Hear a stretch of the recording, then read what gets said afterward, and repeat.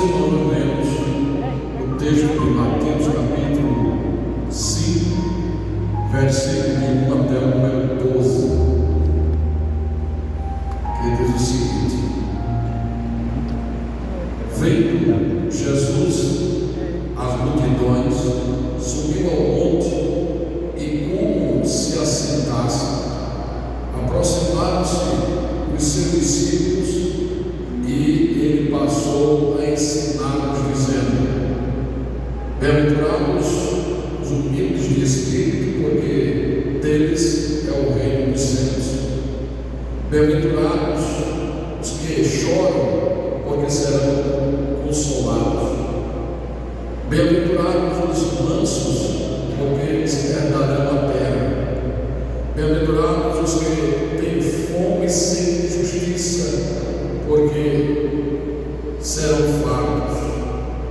Bem-aventurados os misericordiosos, porque alcançarão misericórdia. Bem-aventurados os limpos de coração, porque verão a Deus. Bem-aventurados os pacificadores, porque serão chamados filhos de Deus. Bem-aventurados os perseguidos por causa da justiça, porque deles é o reino dos céus.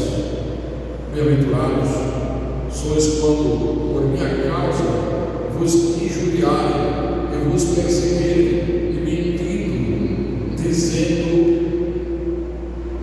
e disserem todo mal contra vós. Regozijai-vos e exultai, porque é grande o vosso galardão nos céus, pois assim perseguiram aos profetas que viveram antes de vós. Aleluia. Meus irmãos, estamos aqui, começa no capítulo 5 e encerra no capítulo 7, o conhecido Sermão do Monte, ou Sermões da Montanha. Esse monte, onde Jesus fez esse discurso, ele está assim, sem ter uma localização. Por isso, os estudiosos da Bíblia, eles não conseguiram identificar qual foi o monte que Jesus fez esse discurso. São 4 discursos que nós temos no Evangelho de São Mateus. Esse é o primeiro, mas o local ficou incerto. O texto diz assim: vendo Jesus as multidões, subiu ao monte e, como se assentasse, aproximaram-se os seus discípulos e ele passou a ensinar-nos.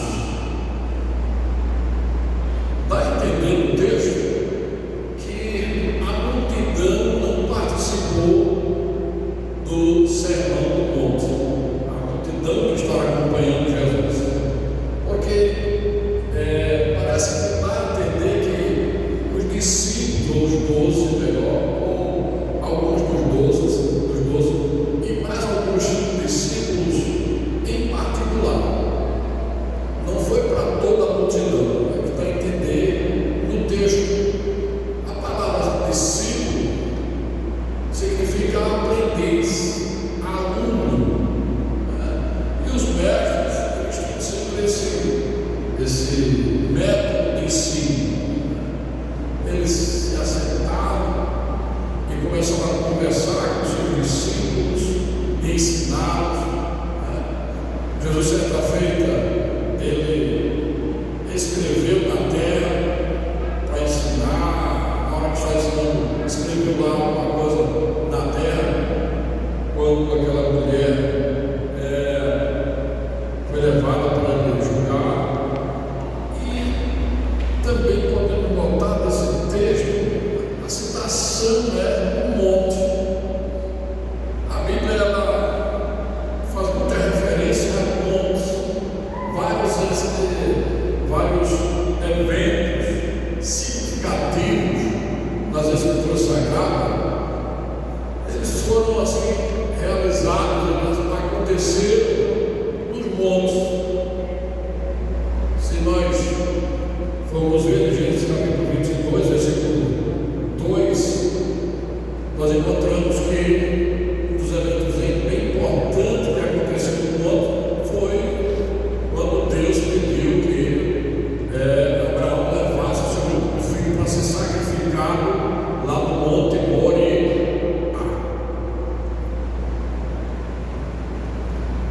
um evento de grande significância, né? Porque Abraão ali provou o seu amor a Deus, o seu temor e a sua fé também. Porque quando Isaac disse: meu pai, eu estou vendo aqui o terra, o fogo, a lenha, mas onde está o sacrifício? Onde é que está o cordeiro? E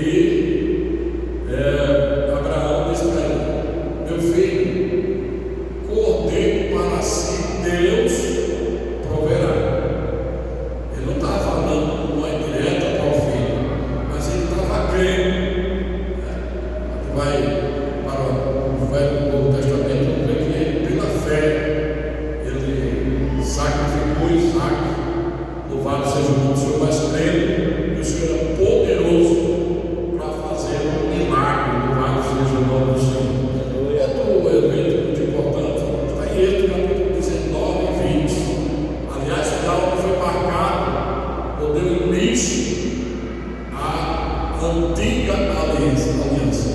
Lá no Monte Horebe, onde Deus entregou os 10 mandamentos, firmando um pacto, né? Pacto da lei, pacto do mosaico, onde houve manifestações sobrenaturais naquele monte, e lá também Deus entregou os 10 mandamentos, que até hoje ainda prevalece, até porque os direitos humanos, direitos universais dos homens, ele tem base nos 10 mandamentos. Veja como foi um evento tão significante. E a igreja, quando ela resume, como Jesus resumiu, os 2 mandamentos: amarás o teu Deus sobre todas as coisas e ao teu próximo como a ti mesmo, é um resumo dos 10 mandamentos. É isso? Glória seja dada no nome do Senhor. Outro evento interessante também que aconteceu no monte foi aquele desafio do profeta Elias com os profetas de Baal, lá no Monte Carmelo, onde Deus mandou fogo do céu para consumir o holocausto, e todo Israel gritou: só o Senhor é Deus, só o Senhor é Deus. Louvado seja o nome do Senhor. Um outro evento foi um evento lá no Monte da Transfiguração, que é um evento marcante também no Novo Testamento, onde Jesus ele se transfigura, né, na frente dos discípulos, né, ali aparece uma glória maravilhosa, e ali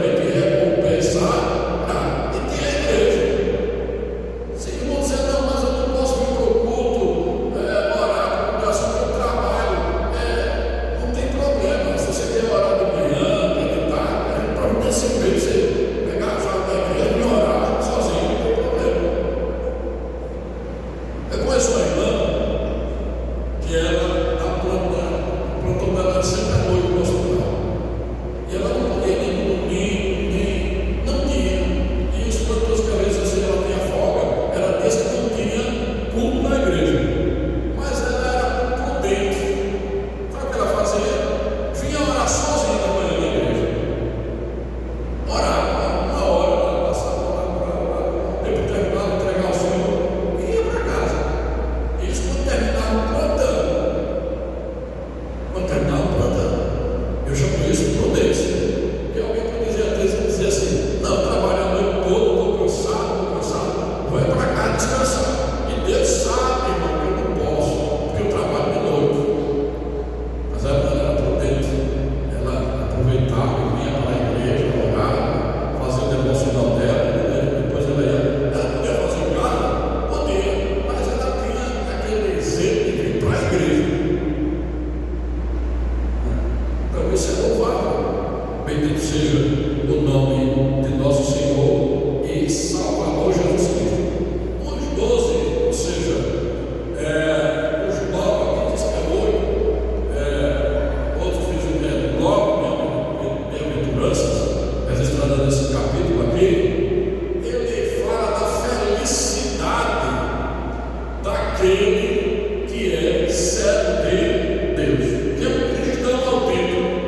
Aqui não está ensinando, não está exigindo nenhum ensinamento assim, moralista, mas a finalidade é falar da felicidade daqueles que são discípulos de Jesus.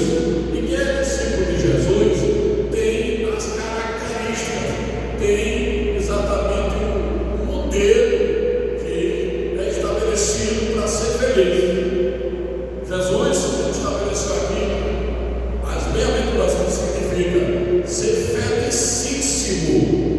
Às vezes eu penso que ser felicíssimo tem uma conta recheada, né, com alguns milhares de reais no banco, ter uma casa bem confortável, ter uma boa alimentação, ter um carro último lançamento, top de livro, sei lá como é isso. Alguém acha que felicidade, felicíssimo ter essas coisas, mas o que Jesus ele estabelece aqui é que a felicidade é outra coisa totalmente diferente. A verdadeira felicidade, ela pode ter até o seu valor aqui na terra, porque todo mundo gosta de ter. Eu acredito, se eu perguntasse aqui nesta noite, vocês estão presentes, você queria lá na sua conta bancária R$1 milhão? Mas todo mundo queria. Você queria uma casa, uma mansão,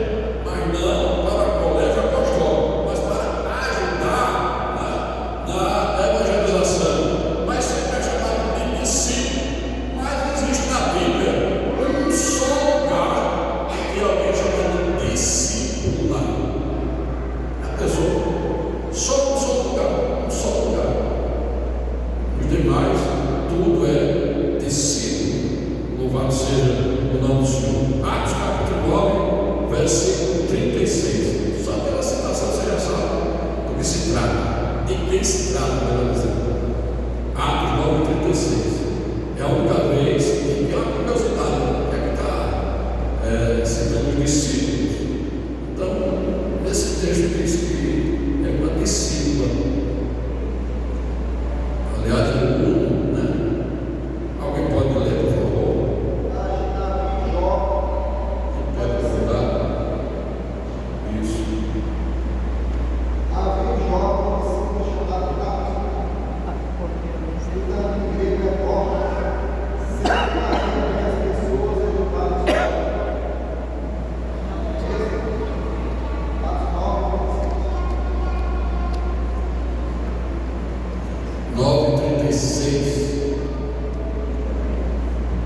E havia Jó, uma discípula, o nome Tabita, né? O nome Tabita, e nome este que traduzido quer dizer Dorcas. É o único lugar nas Escrituras que se refere a uma pessoa como discípula, uma aluna, uma aprendiz, né?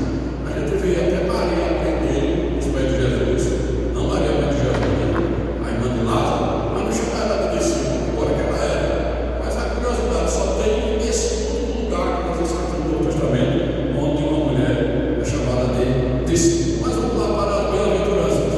Bem-aventurados os humildes de espírito, porque deles é o reino dos céus. E algumas traduções trazem bem-aventurados os pobres de espírito, que é uma expressão que comumente as pessoas utilizam, né?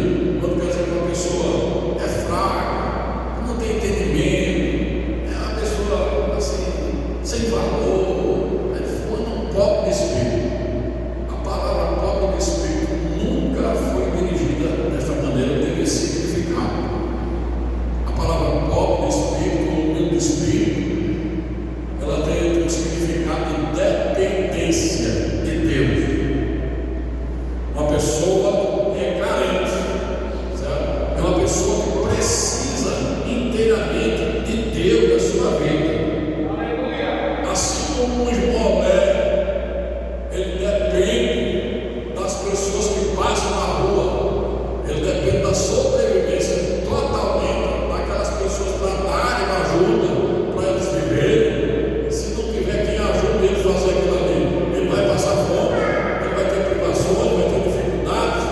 Assim é neste sentido, quando alguém depende totalmente de Deus, ele não tem condições, ele não tem mérito, ele não tem nenhum privilégio. Ele entende que ainda que ele seja rico, seja pastor, seja o que for, seja o maior personagem da história, mas ele entende que uma pessoa que é pobre de espírito, tudo que ele tem, o que ele depende totalmente de Deus. Louvado seja o nome do Senhor. Aleluia. É compreender a sua falência espiritual. Falência espiritual.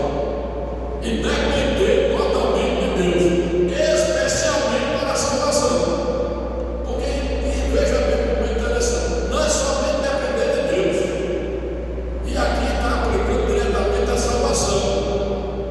Quando ele sabe que ele não pode alcançar a salvação por nenhum mérito dele, ele depende totalmente da salvação, é ato exclusivo da graça de Deus na nossa vida. Glória seja dada ao Senhor.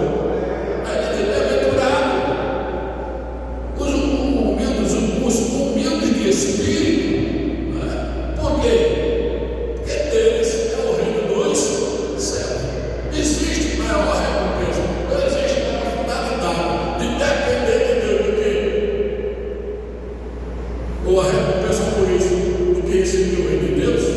Nós só podemos receber o reino de Deus na nossa vida se a gente chegar nesse ponto de reconhecer que nós estamos perdidos, estamos falidos espiritualmente e que agora levantamos os olhos para Deus, pedindo socorro, salvação, estendendo a mão, clamando de verdade a necessidade de salvação na nossa vida. Isso vai nos levar à recompensa, a receber de Deus. Bom, quando eu digo pela graça de Deus, eu estou entendendo, todos estão entendendo que eu estou me referindo à obra de Cristo lá na cruz do Calvário.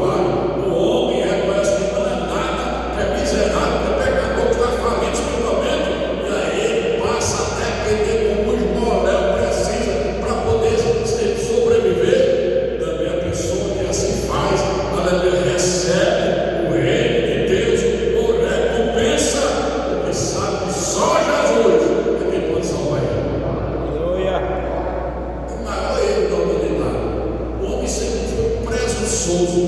Ele sempre acha que ele pode fazer alguma coisa pela salvação dele, mas ele não pode. Enquanto ele não entender isso, ele vai se achar perdido, porque a salvação só para quem está perdido.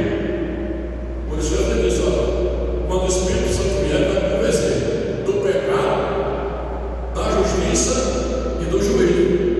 Isso vai fazer com que o indivíduo saiba qual é a condição dele, ele está falido espiritualmente de Deus, e faça com que ele agora tenha um desejo. Comece a buscar Deus, comece a entender a necessidade da salvação para a sua vida. E assim ele procedendo, ele vai receber o reino dos céus. É feliz, a verdadeira felicidade está aí, em alcançar o reino dos céus, em alcançar a vida eterna, porque ainda que o homem ganhasse toda a terra, comprasse, pudesse realmente poder ser o dono da terra e não alcançasse o reino dos céus, ele seria um pobre, miserável, tinha perdido toda a sua vida aqui na terra. Mas louvamos a Deus, porque pela misericórdia do Senhor, Ele, aleluia, nos deu a condição de entendermos isso, da necessidade, aleluia, da dependência total de Deus, da graça de Deus, para resgatar nossas almas que estão caminhando as nossas vidas em direção ao inferno. Então, a pior recompensa que não pode receber é o inferno, mas a melhor recompensa, aleluia, é o reino dos céus. Aleluia. Glória seja dada ao nome do Senhor. Grande. Bem-aventurados que choram, porque eles serão consolados. Versículo de número 4. Os que choram por causa de quê? Eu penso que o choro está sempre relacionado às nossas angústias, assim também. Podemos dizer assim: sofrer, eu creio que aquele sofre. O crente que não sofre, quem não dá? Ele não tem experiência, porque você só tem experiência espiritual em meio a sofrer. Uma pessoa, vamos supor, uma comparação bem simples, que nunca passou um dia sem saber o que é fome, ela não sabe o que é fome. Ela vai dizer assim: rapaz, eu passei por fome, o que é isso? Eu não sei. Não tem experiência.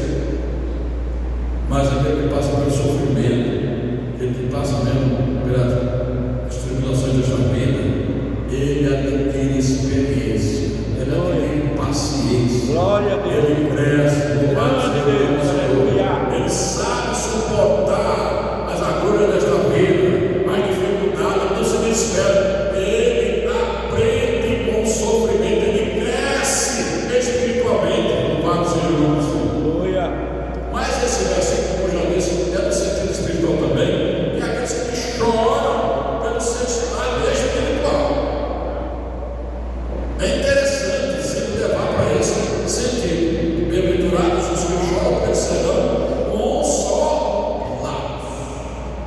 Irmãos, não há experiência mais terrível, não tem experiência mais terrível do que o indivíduo no pecado e consciente que aquele pecado vai levar ele ao juízo de Deus.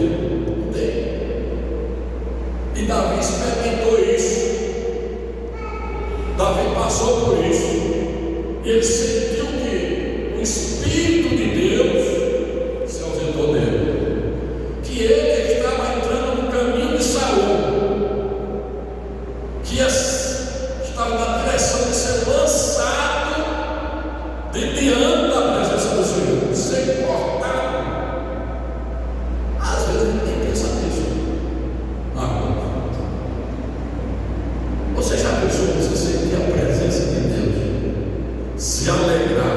Eu estou falando de falar que faz parte também disso. Falar em línguas estranhas, profetizar, sentir as coisas das riquezas de Deus.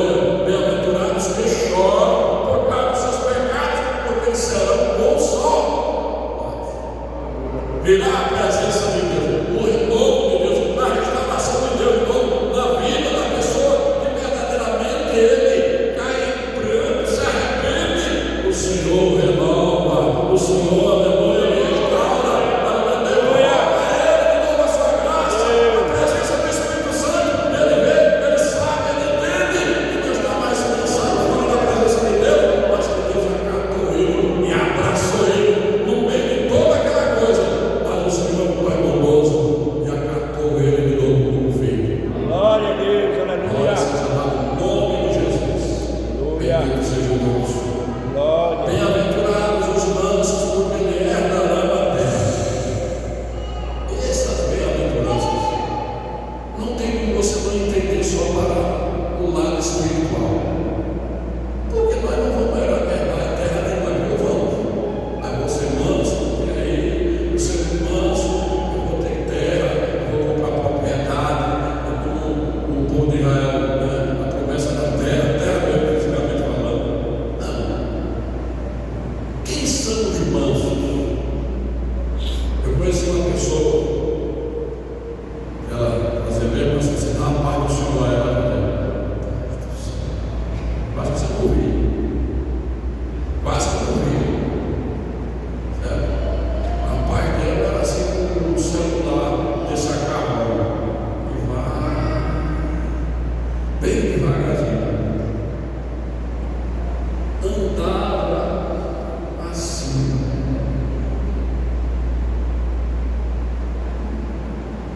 E a pessoa, como essa pessoa é mansa?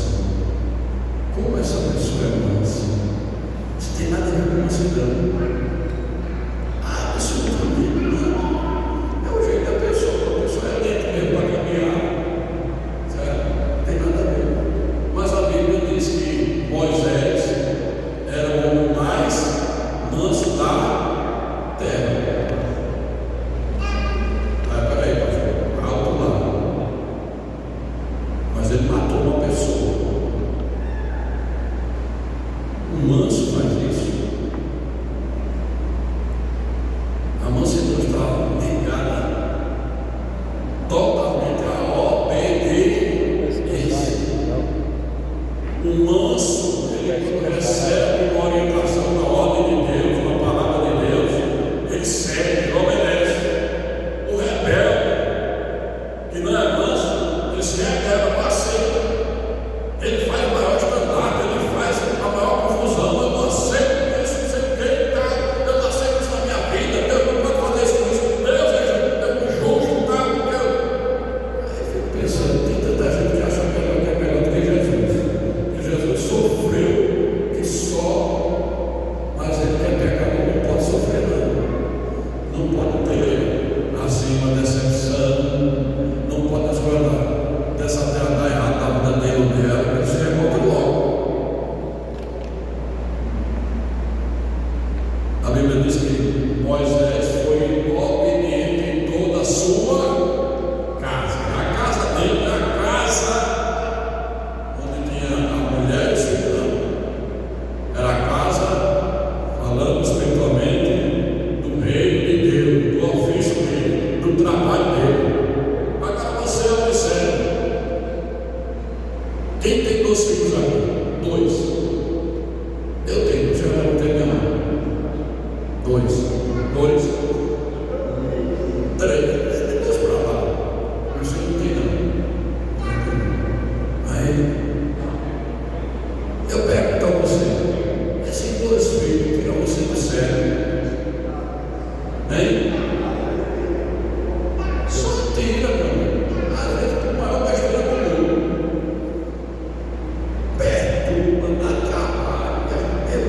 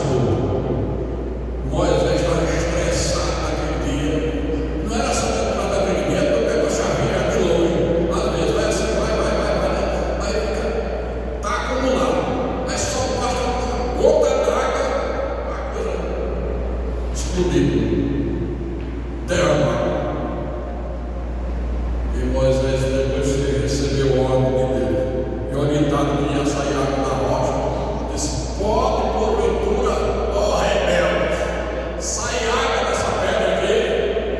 Aí pegou a vara, mas bateu mesmo com força. Viu? Bateu com força nele, mas bateu mesmo para lá na rocha. Aí Deus falou: Moisés, olha que parece uma tolice, né?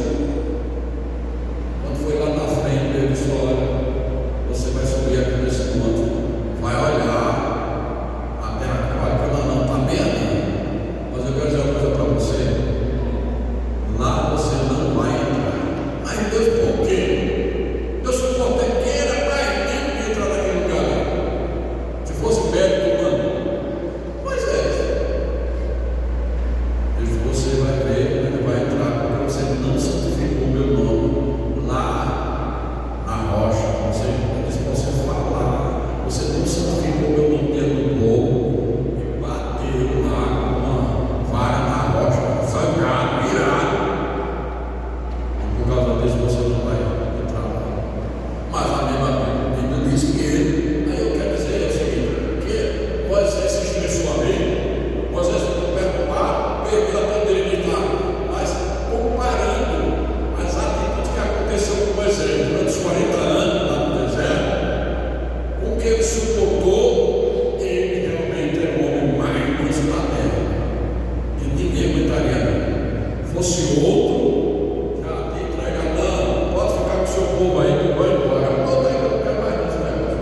Eu vou voltar, é lá para o Egito, lá eu estava bem, lá ia ser Faraó. Lá os camaradas viessem fazer o que faz aqui nesse meio desse povo aqui, eu não estava matando, eu sou Faraó. Lá eu tinha conhecimento, eu tinha conforto, eu tinha lugar para viver, eu tinha uma vida que o mundo inteiro conhecendo que era a maior potência do mundo. Não, Moisés preferiu sofrer o povo no deserto, atendendo ao chamado de Deus. O chamado de Deus não é para a glória, não, para você se projetar humanamente falando. O chamado de Deus não é para isso de maneira nenhuma. Aleluia. O chamado de Deus é para o nome dele ser glorificado, ainda que a gente tenha que sofrer. Amém. Bem-aventurados os mansos, porque ele é na terra. Essa terra que é a nova terra, é o novo céu. Se a gente se mantiver em obediência ao Senhor, fazendo a sua vontade aqui na terra, depois de ter adquirido o perdão do nosso pecado, nós vamos ter a felicidade de herdar a nova terra e o novo céu. É para lá que a gente está indo. Não vamos guardar aqui a terra, não. Quem quer herdar aqui a terra, você sabe muito bem quem é. Eles vão ser o povo mais rico da terra, porque vai ficar com tudo aí. É muita propriedade que tem de Deus, vai ficar aí. Tem. Nós podemos herdar aí a terra, não tem problema nenhum. Mas a igreja vai herdar o novo céu e a nova terra. Louvado seja o nome do Senhor. Por isso, nós temos que lutar. Aleluia. Não podemos desistir. Aleluia. Não podemos desistir, não podemos nem voltar atrás, nem parar. Vamos andar se rastejando. Quando tiver força para estar andando em pé, vai se rastejando, se levanta, vai caminhando. Aleluia. Só não pode parar e nem desistir, porque o crente, ele já assumiu o compromisso de morar no céu com Jesus. Louvado seja Deus. Aleluia. Bendito seja Glória a Deus. Deus. Bem-aventurados os que têm fome e sede de justiça, porque eles serão fartos. Está dentro do mesmo sentido espiritual. Mas vamos colocar o sentido também aqui na terra. Bem-aventurados que têm fome e sede de justiça. Se é uma coisa que a gente fica inquieto, que a gente não se sente bem, é com a injustiça. Agora, de uma forma ou de outra, a gente às vezes comete justiça. Ninguém vai dizer que nunca cometeu justiça, a gente só pensa em justiça em grau alto. Mas a gente começa a ver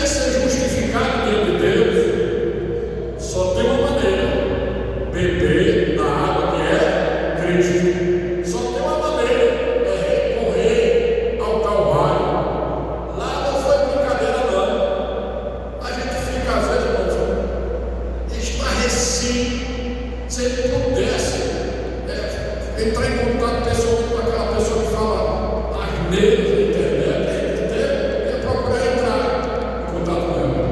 Porque tem um cidadão aí que ele está dizendo, veja só, a asneira, a heresia é levada à potência de milhões.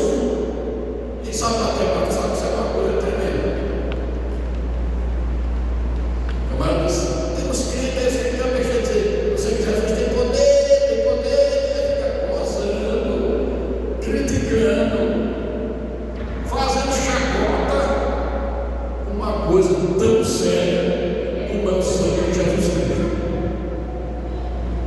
Mas se o sangue de Jesus tem poder, Jesus tem DNA de Maria, mãe de Jesus. Se o sangue dele tem poder, a de Maria tem muito mais. Ou ele é doido, ou está se fazendo de doido, ou se levantou de manhã e tomou um comprimido errado, tomou um comprimido de besterol. Porque, irmãos, não tem nem como a gente assim fazer uma análise com uma besteira dessa. Porque o que aconteceu na cruz do Calvário foi um ato jurídico. Aqui tem que estar formando, se for botar expressamente as últimas conclusões. E sabe o que é o ato jurídico? O ato jurídico é um ato legal. E o ato legal dentro da justiça, levando em consideração que a base do trono de Deus é a justiça. Ou seja, julgar retamente. Deus não vai julgar ninguém injustamente. Ele é o reto juiz, ele é o juiz dos juízes.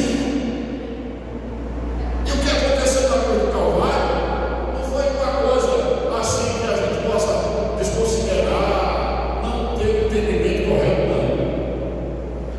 Está um justo juiz chamado Deus no trono para julgar. Está o pecador que somos nós, certo? Na acusação do pecador, com o juízo marcado, o julgamento. A condenação era certa. Tem um acusador feroz chamado Diabo, não pode vir para cá, não pode dar chance a ele. Tem que realmente haver justiça para o pecado, e a Bíblia diz que sem derramamento de sangue não há remissão do pecado, não há pagamento.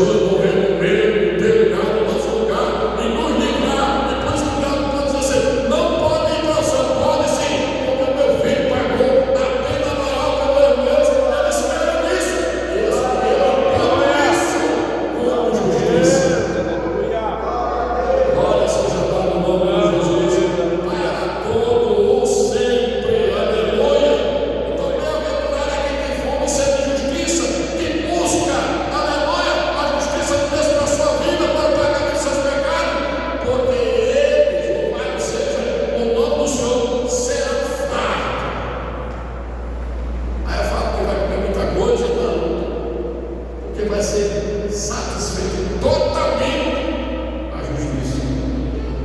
Não vai mais haver possibilidade nenhuma de ficar alguma justiça para fazer. É o que nós precisamos entender. Nós precisamos saber por que é que nós estamos sentados nesse banco duro, 2 horas de novo. É por causa disso, é reconhecido por gratidão. Lógico que Deus quer operar, quer curar, quer passar com os cristãos, mas eu preciso entender verdadeiramente porque eu sou crente, porque meus pecados foram perdoados, foi um ato de justiça de Deus. Aleluia.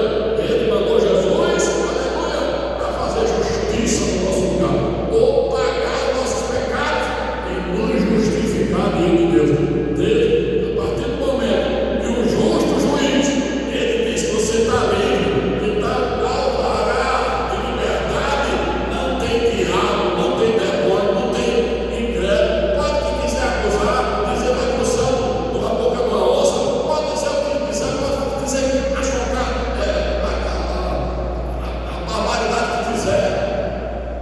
Mas uma coisa é certa: o crente, ele sabe o que aconteceu na sua vida. Aleluia. Ele foi liberto, ele pode cantar: livre estou, pelo sangue de Jesus, livre estou, louvado seja o nome do Senhor. Que Deus nos abençoe, que o Senhor nos ajude a permanecer fiel. Não deixe Jesus por nada nesse mundo, mas seja a tribulação que for, permaneça, aleluia, vamos permanecer fiel ao Senhor, porque Ele pagou o maior preço, o preço com a sua própria vida. E Paulo disse, melhor Pedro disse, não foi o ouro, o prata, coisas corruptíveis que vocês foram resgatar da vã maneira de viver, dos pecados desse mundo, mas com o precioso sangue de Jesus Cristo. Sem mancha, aleluia, não tinha pecado nenhum, por isso ele podia fazer a verdadeira justiça, pagando o nosso pecado. Glória a Deus. Aleluia. Aleluia. Glória a Deus. Meus irmãos, eu vou encerrar por aqui, mas eu quero somente lembrar que amanhã nós temos culto lá no nossa congregação do Monte Santo e da Paraíba. Domingo, 9h30 da manhã, escola bíblica dominical. Eu quero insistir no convite de mudar, eles tentando somar alunos da escola bíblica dominical para frequentar a escola bíblica dominical. E à noite, culto promovido pelo departamento da família, DEFAM, à noite, às 18h30. Olha, eu quero lembrar, vocês já notaram, a tolerância que eu estou dando é 5 minutos. 5 minutos. 18h35, se tiver ele e a minha linda Sandra ali, eu vou ensinar como começar o culto. Olha, tem jeito. Se tiver mais tem jeito. Por quê? Olha que no domingo nós terminamos pontualmente, começando 18h35, terminando. Eu olhei o horário, cuidado da mesa da jovem. 20h35 minutos, 2h07, passou 5 minutos, porque começou 5 minutos atrasado também.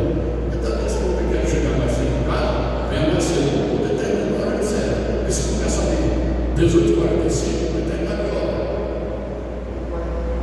20h45 para lá, vai depender da situação, mas nós queremos manter isso aí, certo? Amém? Vamos ficar de pé, vamos agradecer ao Senhor. Louvado seja o nome de Jesus. Eu botei aqui, não teve problema. Você vai, o presbítero, você vai orar ao Senhor, né? E depois o pastor Regueiro, o presbítero Evanilson, vai impetrar a bênção apostólica.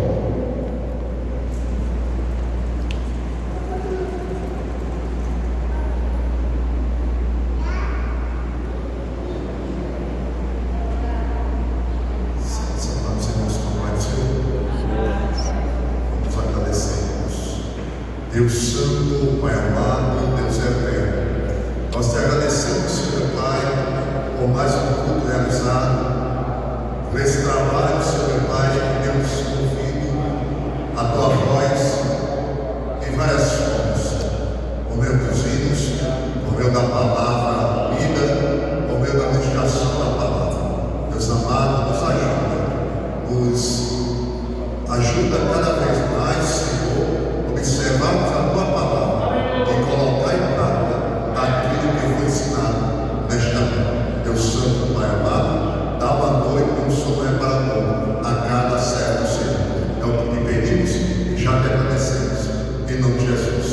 Amém.